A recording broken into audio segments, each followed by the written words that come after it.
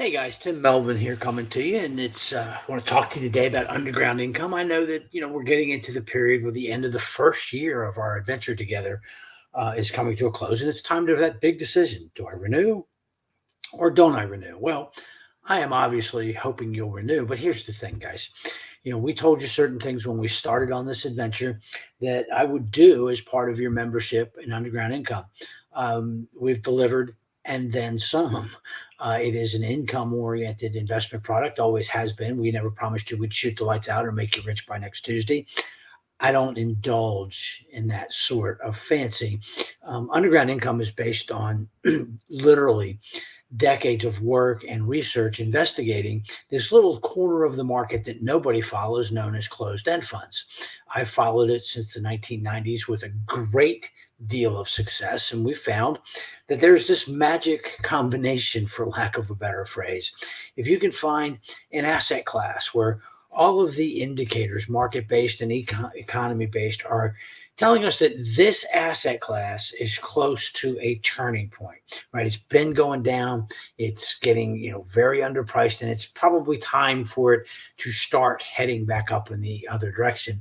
Not a precise timing thing, but we're looking for segments of the market that nobody likes except us and a group of folks known as closed-end fund activists. Because when asset classes are out of favor, when nobody loves them, there's no buyers.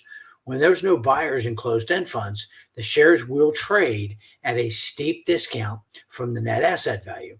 What that means is if we own up all the shares of stocks and all the bonds and all the cash and all the assets that a closed-end fund owns, and we compute it on a per share value, when it's trading at a discount, we can buy it for less. So often we can buy $10 worth of assets for $8, $8.50. Where this gets really cool is the assets at $10 might be earning, 6 or 7%. Well, we're only paying $8. So it's a 6 to 7% cash yield, but 7 divided by, we're actually earning, well over that, almost 9. Nothing really changed except we're paying less for the assets than they're actually worth. So the cash flow is worth more to us. When we find those, and there's an activist, somebody who's buying shares with the intent of influencing the board to make that discount go away, is involved, generally speaking, we're going to earn returns that clobber most fixed income alternatives, beat the pants off of a 60-40 stock bond mix, and often, quite often, will beat the S&P 500. And guess what, guys? That's pretty much exactly what we have done in our first year of existence. Now, bonds have gotten slaughtered. Bonds have moved against us all year long. Every type of fixed income asset that you can think of is down. Stocks, take out the Magnificent Seven, they've done okay. We've done better. Even adding in the Magnificent Seven, we have more than matched the S&P 500. Actually, beat it by a little bit. We were beating it by more. The bond market sold off last week. But anyway, look, our average fund is sitting here. It's up somewhere between 7 to 10%. Our average yield also between 9 and 10% right now. So we've got about a 17% plus or minus average annual return for our first year of existence. We were a little higher a couple of weeks ago. We'll be a little higher a few weeks from now. We've also established a tax-free fund during the course of the years. Tax-free closed-end funds, tax-free bonds have just got wildly out of favor.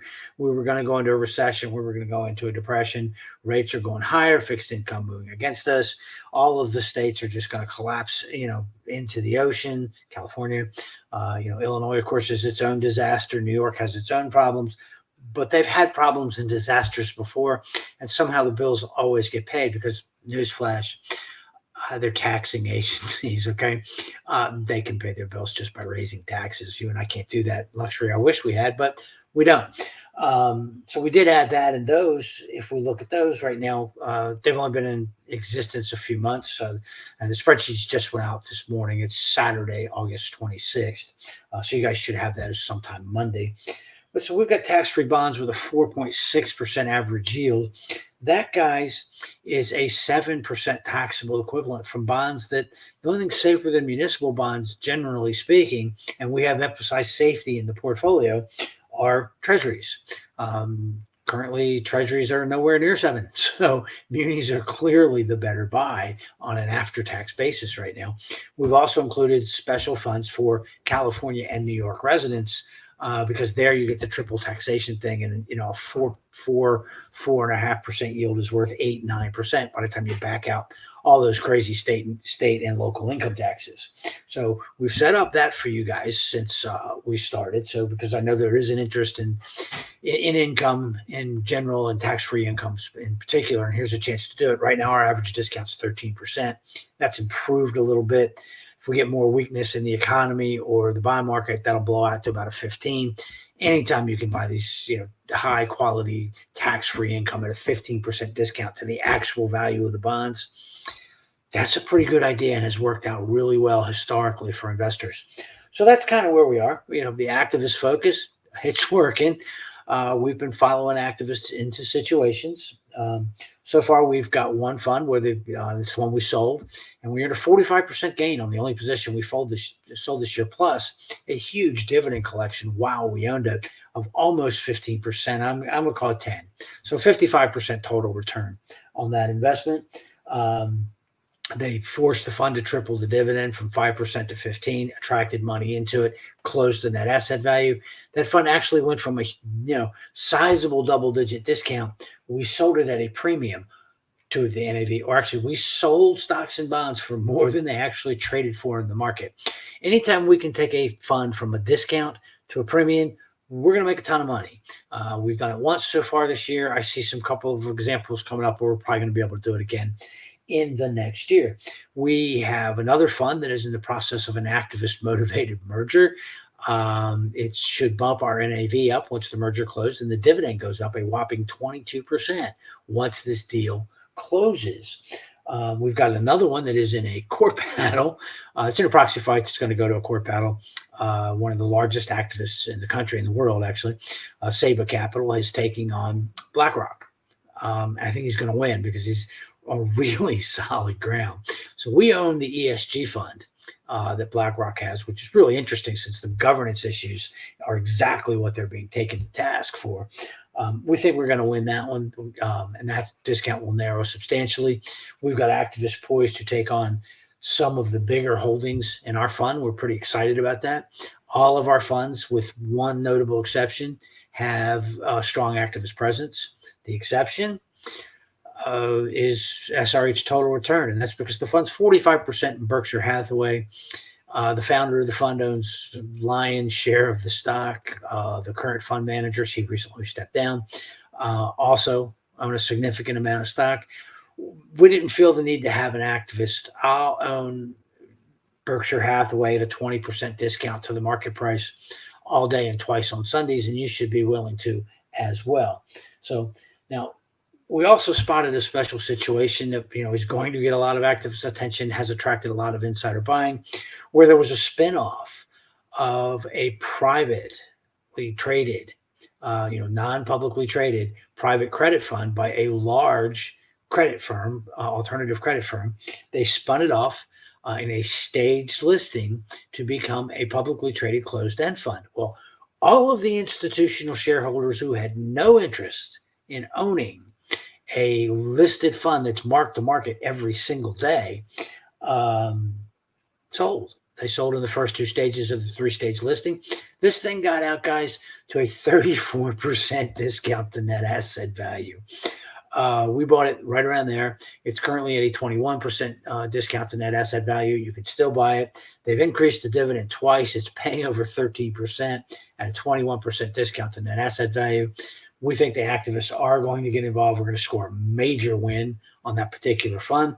I suspect activists are already involved, but we're just starting to see some filings on this thing from its original listing. So we'll see how that plays out. We are very, very excited, to say the least, about that fund.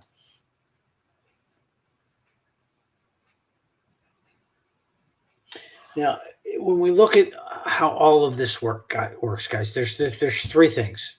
Asset class that is poised to turn around, deeply oversold, much hated on Wall Street. Fixed income, energy have certainly fit that category. Real estate starting to fit that category. That's good. We also have to have a massive discount in the closed-end fund that we buy, and then there has to be an activist involved. That triple play kind of secret sauce has worked extremely well since the early 1990s when I bought my first closed-end fund. When you want to talk about hated, it was a junk bond fund after Drexel Burnham Lambert blew up. We did really well on that. And I was, at that point, intrigued by closed-end funds. We've used them continuously since then with really solid results, producing both income, capital gains, strong total returns that would make most mutual fund and even many hedge fund managers just absolutely, blush or weep with envy. And we've done it again in the first year of Underground Income. We've achieved outstanding results with the markets going against us. Just imagine what happens, guys, when things do turn around, we get an economic slowdown, and rates begin to go down. Because, look, the economy is not going to grow at 5, 6, 7% for some sustained period of time. It's probably going to grow between 2 or 3. And that's kind of the secret that nobody talks about. Each and every president comes up and says, I've had the greatest economy ever. It's been great. I did all these things. No, you didn't. The economy grew between 2 and 3%. We haven't had a really strong exception to that in a very long time without special circumstances. I mean, 2021, whoa, what a number. Well, if it hadn't been, we'd have been in trouble because we had the inverse of that in 2020, thanks to the shutdowns and lockdowns. So plus or minus the long-term average of economic growth is about 2%, which puts treasuries, Fed funds, 3.5, treasuries a little bit more than that, not where they are today. So you will see a correction in interest rates. That's going to be a big win for our fixed income positions. Now, we have not yet really aggressively gotten into stocks because the stocks are not poised to turn higher. Okay. Stocks have, had a dramatic run up off of the October lows. They're bucking historical evidence that suggests rising rates are bad for stocks. This market doesn't care about that. We're trading about 26, 27 times earnings on the S&P, over 40 times earnings on the QQQs, which of course contain the Magnificent Seven. It's not there yet. We will get there. I'm highly confident in that. And when we do, we'll see the discounts begin to widen out even further than they are. We'll see the activists start to get involved. There's not a lot of activist activity in equity funds right now. Until they're active, we're not interested. They'll get active about the time that the asset class gets interesting. So not there yet. We are seeing some movement in preferreds, and where we're really starting to see movement, and we've actually started to add, is real estate closed-end funds. I love real estate. It is my second favorite asset class of all time. It's in my big three. My big three are banks, REITs, and closed-end funds, in case you were playing along at home.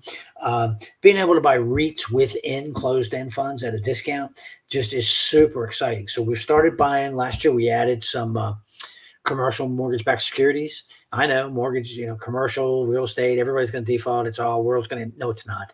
It's not. It's going to be bumpy. There's going to be some defaults. On balance, it's going to be fine, and the returns will be more than fine.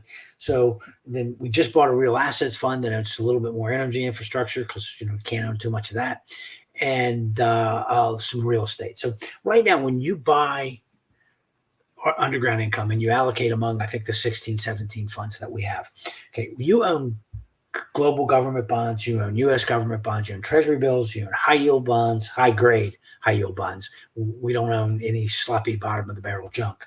We own high grade private credit. We own investment grade U.S. and global corporate bonds.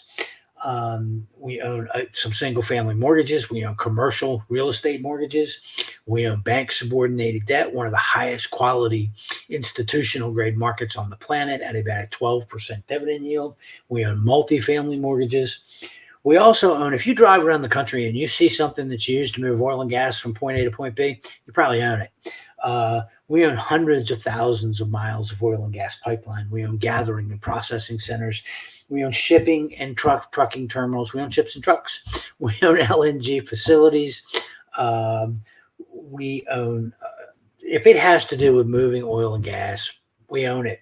We also, guys, we own solar and wind fields across the United States and even some in Europe and Latin America. We own hydroelectric plants. We own carbon storage. We own infrastructure for renewable energy. So we've got energy infrastructure pretty well covered. If you're driving along anywhere in the United States, you see oil and gas or even renewable infrastructure, good chance you own a piece of it through your ownership of the vehicles in underground income. Best of all, you own it for less than the current market value. Somewhere around 15% less than the current market price of the assets involved. So then looking at real estate right now, we own warehouses literally all over the world. We own apartment complexes across the United States. And if you've been with us and you're watching the regular meetings and weekly, I am really bullish on multifamily.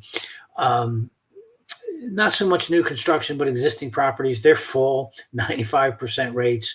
There's all sorts of demographic tailwinds that are to support multifamily. So we love owning that stuff in spite of the headlines. Data centers that are used, for cloud, for artificial intelligence, which is, just made massive gains in demand for data centers. We just saw it in the NVIDIA report, which was fantastic, right? The big gain was data center chips. We own the data centers themselves. We own lots of them, again, all over the world. We own cell phone towers. We own single family rental homes. We own casinos. We own shopping centers. We own medical office buildings. We own biotech research facilities. You get the point. Yeah, we own a few offices, but we own high grade Class A offices, which really aren't going to have much of a problem at all. Again, in spite of the headlines, it's the second tier properties and second tier cities that really are going to have the big problem with rolling over loans coming up. The Class A properties in the Class A cities, yeah, we're really not going to have a problem. They're going to take the tenants from the Class B and the Class C. You can almost count on it. So that's where we are with underground income. I meant to do a quick video, but I'm not capable apparently. Look, everything in here is a discount to NAV, trading at about 15% in the non-tax-free, about 13% in the tax-free. We are performing at a very high rate. We're beating the stock market. We're clobbering the bond market. We're beating most mutual funds. We're beating most hedge funds.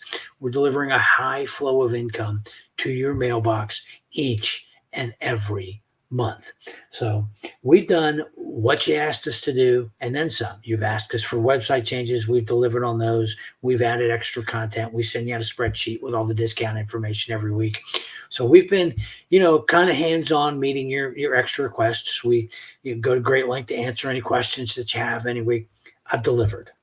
Okay. I've delivered what I promised you originally and then some. And we've done all this with the markets moving against us. Wait until you see what happens when the markets start moving in our favor. And I do believe starting later 2023, 2024, that's exactly what's happened. We're positioning for a generational opportunity in fixed income and in real estate.